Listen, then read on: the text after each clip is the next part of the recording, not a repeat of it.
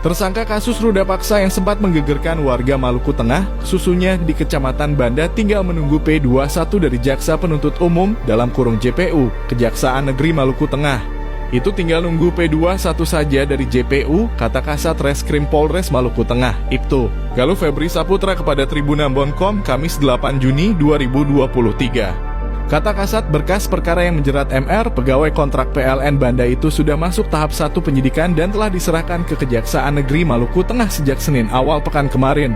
Hari Senin kemarin sudah dikirim ke JPU, tinggal menunggu P21 saja, mungkin JPU lagi membuat peraturannya, jelas Kasat. Diberitakan sebelumnya bahwa MR, pelaku ruda paksa seorang ibu rumah tangga di Kecamatan Banda, Maluku Tengah akhirnya ditangkap aparat kepolisian sektor dalam kurung Polsek Banda Jumat 24 Maret 2023. Galuh menjelaskan pelaku ditangkap personil BKO Polres Maluku Tengah pada sekitar pukul 6.30 waktu Indonesia Timur di Desa Nusantara, Kecamatan Banda.